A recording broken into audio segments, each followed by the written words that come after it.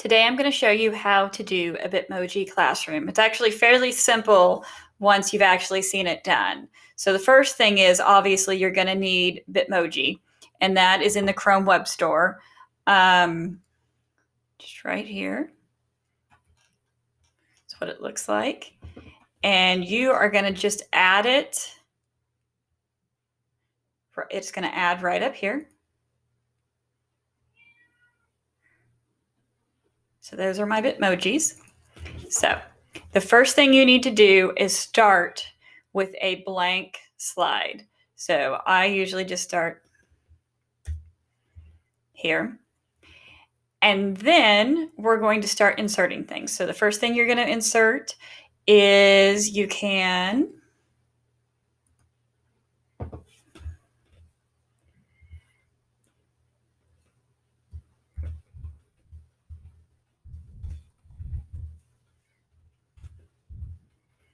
just find a blank room. So here's a nice blank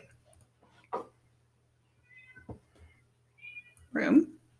And I'm going to make it, edit it to the size I want it.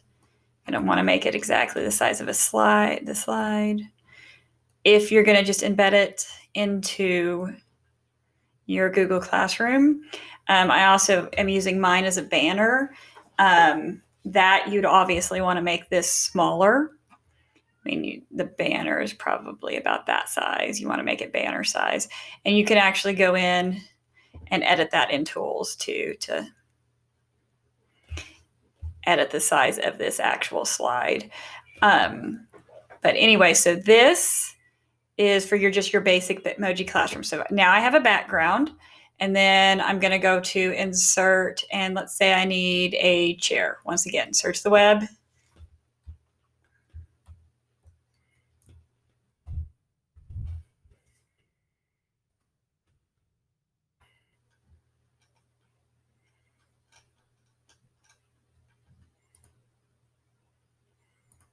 Click insert.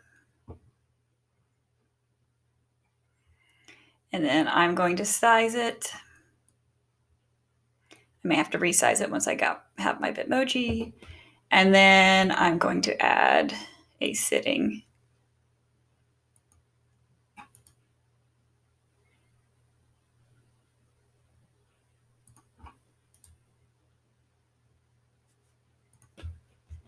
So did you see how I did?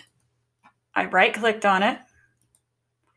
I copied it, and then I went over here and I pasted it in. So then I can resize it so that it fits in my chair.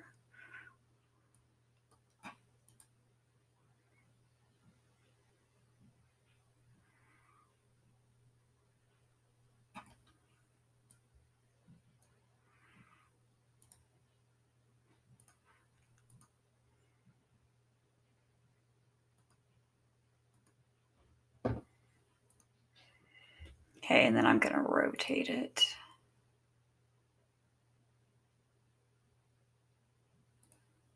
You can do it that way. You can do it that way.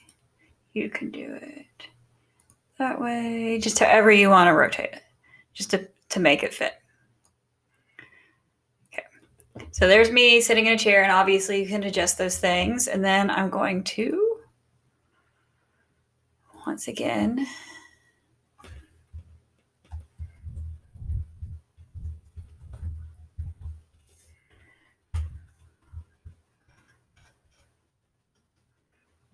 that looks like a nice bookshelf, so I'm going to insert. I'm going to resize it a little bit.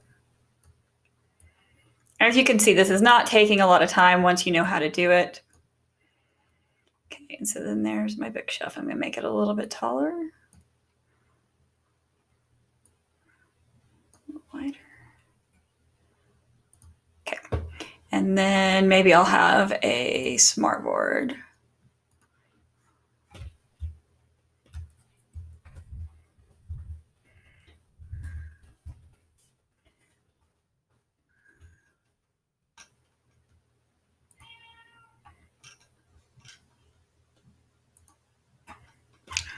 Sorry about that.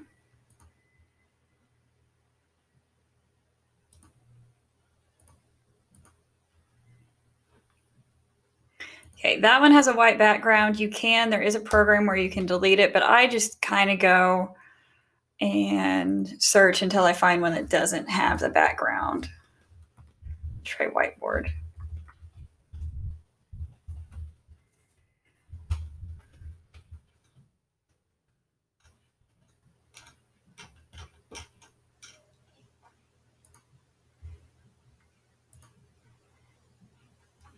Okay, that'll work. So then I'll put that there where I have all my announcements. Bookshelf probably needs to be moved over a little bit.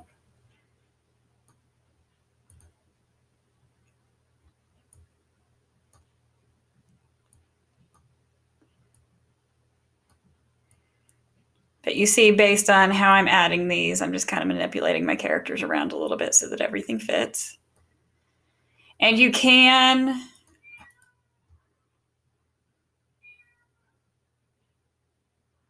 change them around where they're formatted forward or backward, center of the page vertically, send backwards. So then that would make that show up behind all of this. Okay, now the next thing I want to do is these are probably the things I'm always going to want in the background that are never probably going to be changed around because this is my Bitmoji. Like, let's say the only other thing I might insert is maybe a poster. Let's put a poster in.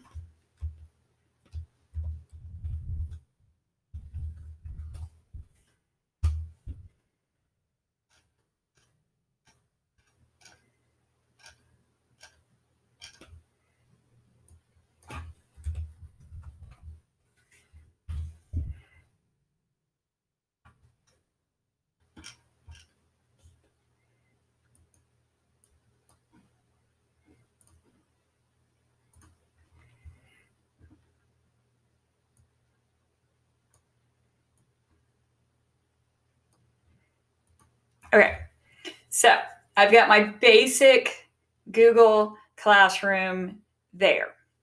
Now, what you need to do so that your students cannot manipulate this background is you're going to go to File, and you're going to download it as a JPEG.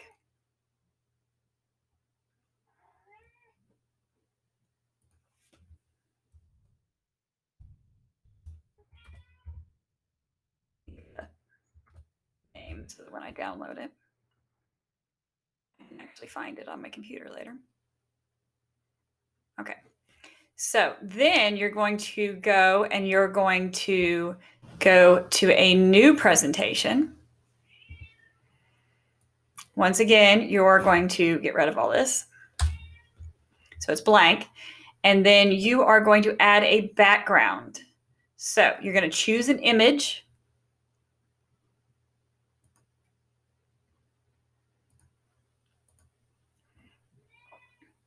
And that image you just made, you're going to set as your background.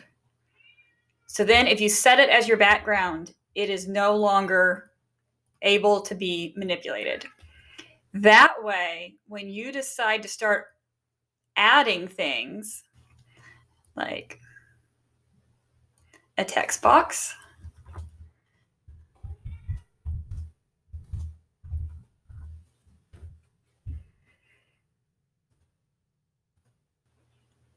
that can be manipulated because you're going to change that every week. And let's say you're going to do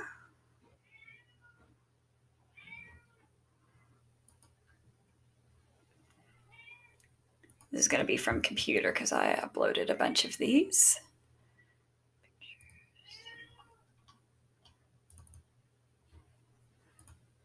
Say you're going to upload a link to maybe one of the games they like to play. Then you can add that to your bookshelf. And then once I do that, I can also embed a link into it. Let me find Epic.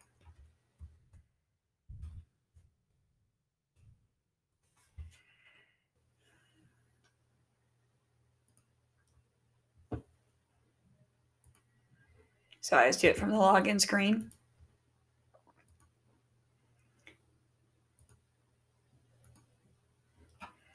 And then I can paste that link there and apply. And so now that picture is linked to Epic. And then I also have some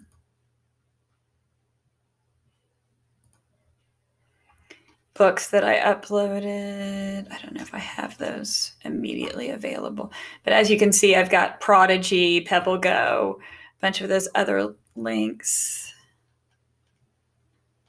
You can even do it this way.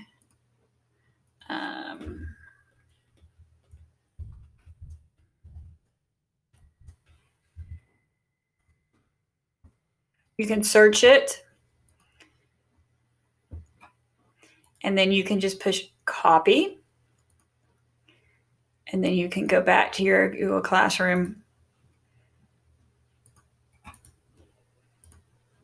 and paste it. So you don't even have to save it to your drive if you're just Googling it quickly. And then you can add books to your bookshelf as well. And link.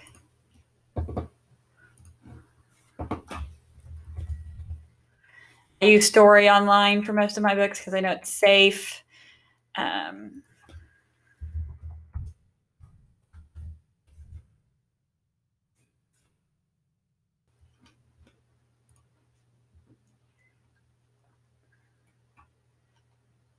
Because you can have it actually in SchoolTube.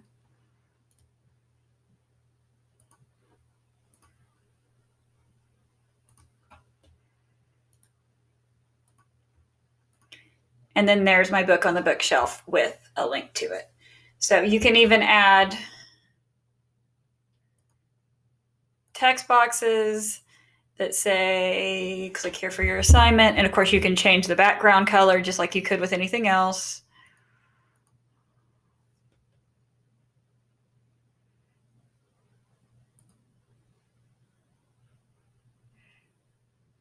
There we go, fill color.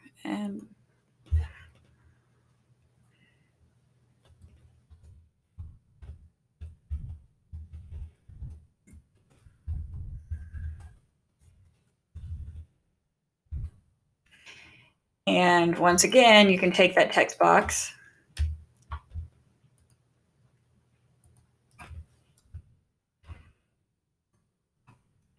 and you can add a link to say you have a classroom assignment or even a slide presentation. You can add another slide. You can embed a slide inside a slide.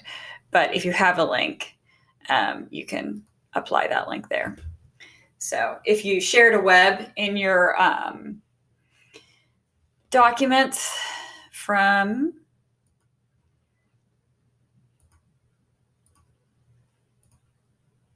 your drive, like let's say I have this lesson.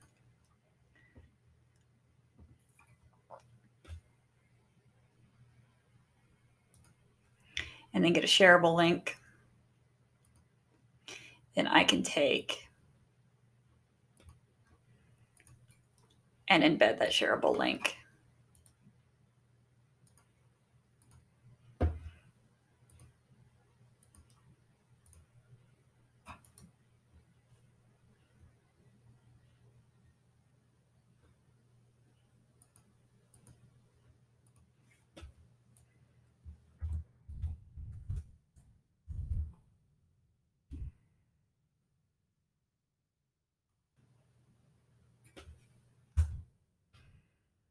That looks, so let's do this.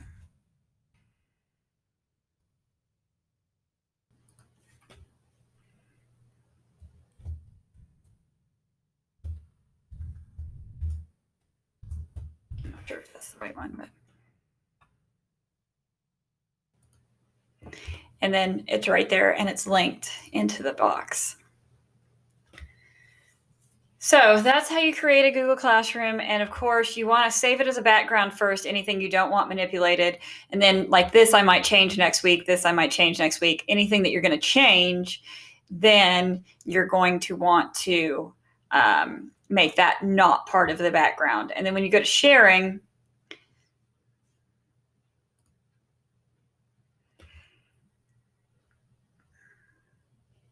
right now it's restricted to Guthrie Public Schools.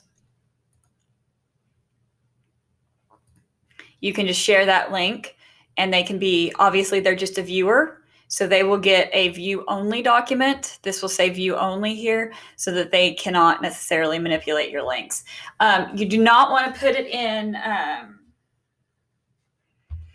presentation mode if it is a drag and drop type activity, but if it's not drag and drop, it actually works better in presentation mode because it's easier for them to click and go. As you can see, it didn't bring up those little boxes and all of that. It just goes. So if it's a drag and drop activity, tell your students to leave it in this mode. But if it is one of those things where you're just clicking the links, then tell your students it probably works best in presentation. If your students at Cotterell, I have already told them that and kind of walked them through that so that they can use it most efficiently. But this is basically all you have to do to set up your own Google Classroom. It's pretty simple. Obviously, I just used a lot of the clip art that was already easily found in Google. And then if I couldn't find it, I just searched it, copied it from the web, and stuck it in there. It's really, really simple once you know what you're doing. So just let me know if you have any other questions, but that's how you make your own Google Classroom with a Bitmoji.